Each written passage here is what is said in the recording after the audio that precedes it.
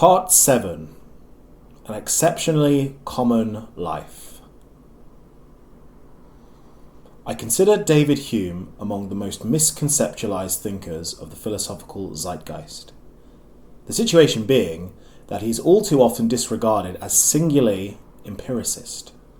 While it is true that Humean thought leans into the apparent objective powers of empiricism, there is both a subtext to his best-known work and prolific elements throughout his other writings which place him in the Pharonean skeptical tradition. Specifically, regarding the ultimate question of philosophically investigating philosophy.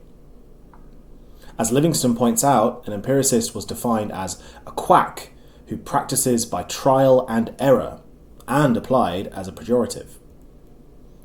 Engaging with Hume beyond the surface level shatters this intellectual ad hominem. I consider Hume's main contribution to philosophy, contrary to the popular distillation, his thoughts on the status of philosophy itself, along with his answers for how it should be approached and valued considering our relationship to the philosophical apparatus. It's the Pharonean moment which separated Hume's philosophy from base empiricism as a foundational enterprise. It must be made clear at this point that I am not incorrectly ascribing ideological Pharoneanism to Hume, but instead placing him in the skeptic lineage by virtue of having fully understood the challenge presented by philosophy and responding in kind. Although I would say that Hume is heavily influenced in his recursively philosophical investigation by means of the Pharonean concepts. For example, I will go on to explain the deferral to what Hume calls the common life through the employment of suspension in immediate judgment. Hume rejected excessive and monolithic skepticism. Although a subversive admiration is felt throughout his writings to the skeptic's propensity to offend the dogmatic absolutes of divines, the weakly founded dogmatisms of the inept graver philosophers. Quote, "The skeptic naturally provokes the indignation of all divines and graver philosophers, though it is certain that no man ever met with such an absurd creature, or conversed with a man who had no opinion or principle concerning any subject, either of action or speculation." End quote. In this statement, Hume is admitting the intellectual utility in avoiding all-encompassing dogmatisms, yet is taking aim at the notion of achieving the skeptical ideal, a perpetual suspense of judgment. It is important to note that Hume's point doesn't stop at the ideal, but also questions the reality of a subject who is claiming to suspend their judgment. Hume points out that we all, as living animals, have inclinations of some kind, and without a self-evidently autonomous will, it's arguable that we have no control of them. Even if some variety of individual will is permitted by reality, then we might simply be the crucible in which it takes worldly effect, as opposed to us being the original source of our embodied sentiments and shaper of such a will. Hume singles out the skeptic as a liar in regards to his true affects, a denier of the vitalism possible through embracing our instinctual inclinations. The non-judgmental Pharonean is an ascetic self-denier who seals up their inclinations behind a wall of philosophical smugness. Hume points to the self-evidency of common life as the great subverter of Pharoneanism, the excessive principle of skepticism. Also called custom, consists of the cornucopia of action and enjoyment and the occupations of common life, along with being the great guide of human life. This is presented as the manners of men in different ages being moulded as an inescapable part of the human experience. This creation of common life of mankind takes place downstream of the attitudes and customs, intellectual zeitgeist and material subsistence of the environment in which man lives. One layer of Hume's concept of the common life is its basis in the naturalistic view of morality, being that the practices and norms arising naturally in a community of fellows constitute proper and moral being by virtue of their inherent level of acceptance among those living communities. This is buttressed by the fact this is in deference to the apparent empirical power of self-evident natural law. Subterranean to this ethical system is a lower derivation of suspended judgment from which I believe the deferring nature of this system to be ultimately derived. Deferral to the common life appears to sidestep the traditional duality of deontological or consequential ethical systems, for both invoke varieties of extreme immediate judgment. Deontology, as it a priori casts normative unmovables of ethical purity, and consequentialism, as it allows parts of ethical judgment to flex according to a dogmatic measuring ethical fitness function. The outsourcing of the default setting of ethics to the accepted norm provides in the concept of custom some anchor point which ethical relativism lacks. From our embodied context, for the same logic as nihilism, ethical relativism is a practical impossibility, as both action or inaction casts philosophical judgment regardless of the explicit intellectual statements to the contrary. Inaction in a scenario implies a normative judgment in the positive towards a state of affairs not acted to change, while action in a scenario which necessarily changes state implicates a negative normative judgment because of the fact that the action was taken to alter the state of things. The departure from the maxims of common reason are, for Hume, either a descent into the dogmatic illusions of philosophical enthusiasm, or the denial of a reality of the embodied subject in the abstract nihilism of artificial lives. Common life allows for a tempered suspension of ethical dogmatism. It is for this reason I would connect the skeptical mindset of suspending judgment to the Humean tool of common life in the approach to ethical questions. When it comes to the philosophy of ethics, Hume's usage of the common life is ironically an exceptional one. Quote, "Art may make a suit of clothes, but nature must produce a man." End quote. The abstractions and harsh judgments of philosophy often appear to us as art. From the imagination of abstraction arises crystalline structures, systems by which the deity of an ultimate truth will be found at the end of the cognitive rainbow. It is with endless iterations of abstractions that philosophers have endeavoured to render happiness entirely independent of everything external. Likewise, the dogmatic judgments projected from the romantic ideal of emotive righteousness simply ignores the impracticality of such ideals for the fallen human subject. In both cases, this degree of perfection is impossible to be attained. The common life appears primordially in Pharaonism, as told by Sextus. Quote, "For it is, I think, sufficient to conduct one's life empirically and undogmatically, in accordance with the rules and beliefs that are commonly accepted." End quote. To use common life in regard to early Pharaonianism would be anachronistic. It must be clear that the word employed by Sextus is synethia, meaning custom or ordinary experience. When empirical is used as justification for adherence to custom, as it is for both Sextus and Hume, they are essentially advocating for the outsourcing of philosophical judgment to the naturalisms that the subject finds themselves within.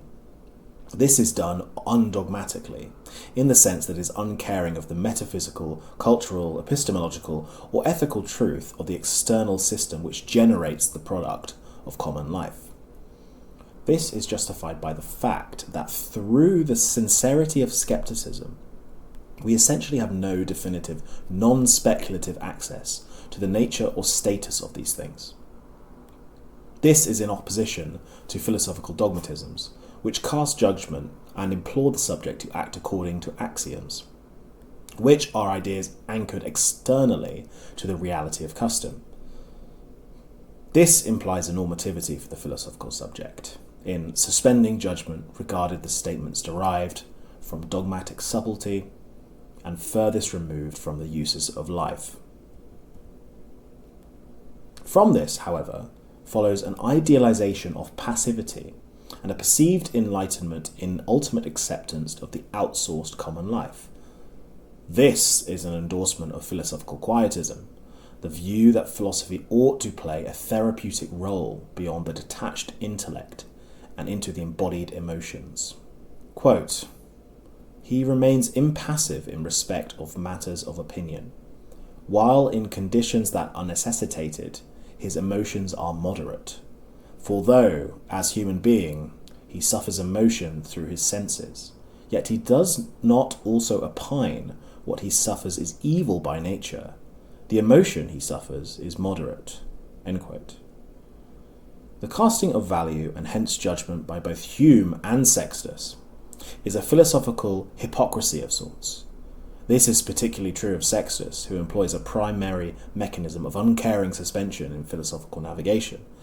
The normative judgment placed on quietism is either a flaw in the broader sceptical argument as a coherent system, or a subversive admission that as human subjects, although capable of philosophy, we must eventually return to dogmatisms in order to be.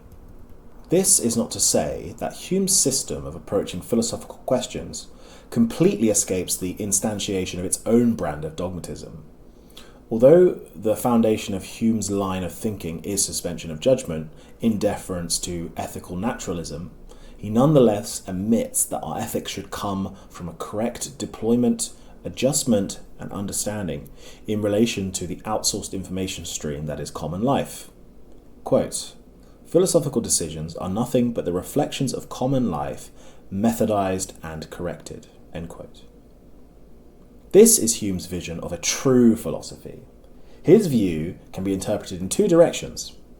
Either Hume is attempting to avoid the waste of time and intellectual energy, along with the cognitive obscurity which comes from abstract philosophizing, and aims to instantiate a more grounded and achievable goal for philosophical success.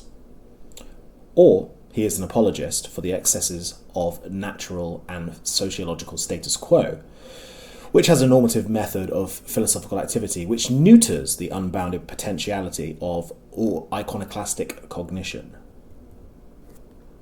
My opinion leans towards a second view. Although Hume asked the right questions regarding the status of philosophy and our relation to it, I believe Hume's common life and deferral to it as a starting point and guide to true philosophy is the covert instantiation of a sub-question. This is necessarily as stifling and limiting of pure iconoclastic thought.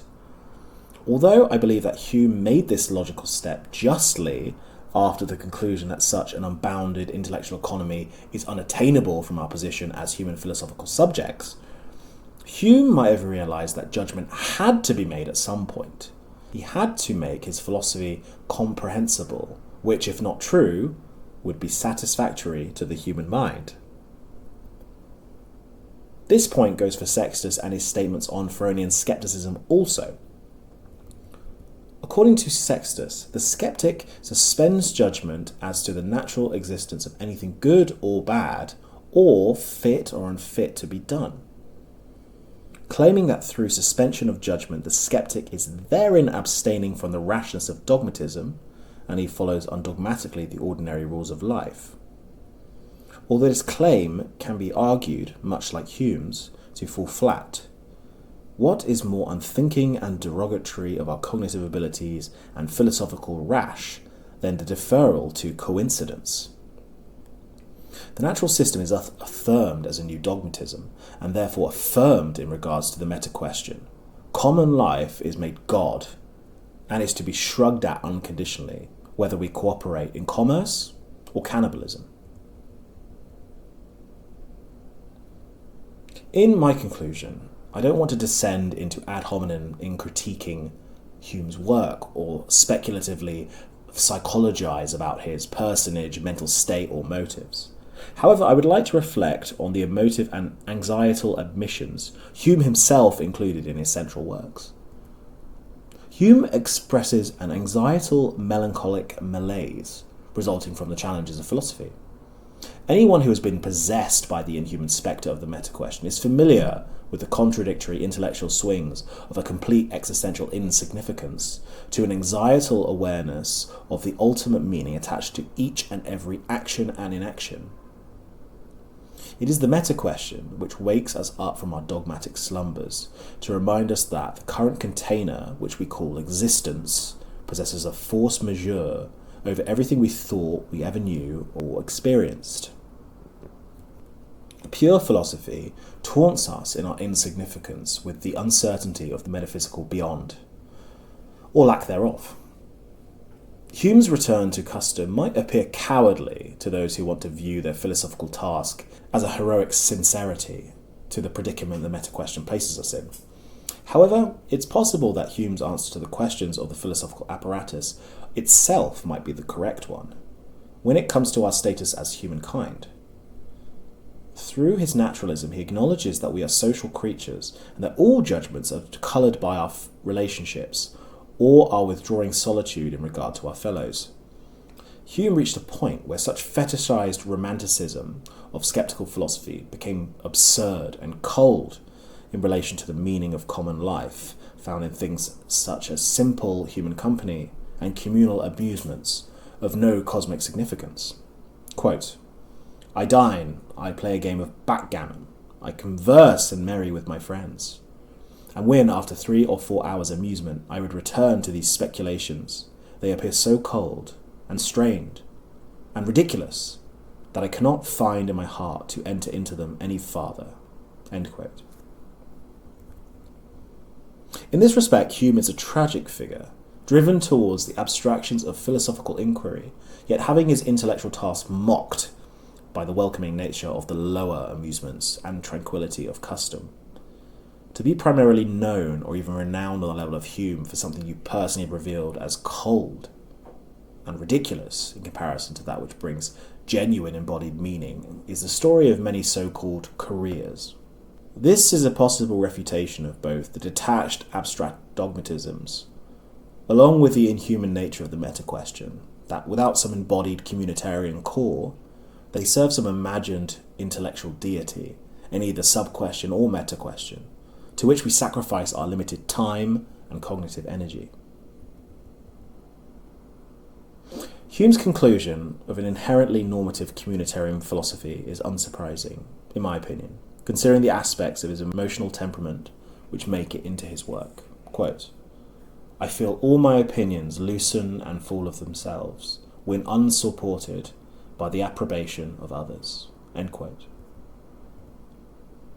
Reliant on some sort of intellectual extroversion, Hume's philosophies, although appearing unemotively proto-scientific, are deeply human in this regard. I think this was, despite his practical and empirically driven intellect, down to his emotional temperament. To return to an earlier point, these cut across any shallow interpretation of Hume as a myopic empiricist or his work as a dry read. They provide an admission into his personal inner temperament, along with the practicalities of philosophical activity from his embodied perspective. This is the essence of the concrete and inabstract use of the very apparatus of philosophy on its own cognitive fruits. I think this is the subtext of Hume's work, and my justification for placing him along the iconoclastic lineage with the previous pharaonic attempts to suspend dogmatic judgment, despite the fact that Hume reaches very different practical conclusions from the original skeptics. These admissive and emotional aspects are hugely important, not only to this study, but also to us personally if we have the inclination to engage philosophy, particularly if we want to take a step back from dogmatic philosophical activity and survey the meta-question, which encompasses the ultimate intellectual sphere. We only have a chance of grasping the nature of pure unbounded philosophy if we first understand our relation to it. Our relation to the meta-question is tightly bound up with our cognitively induced existential depressions and anxieties.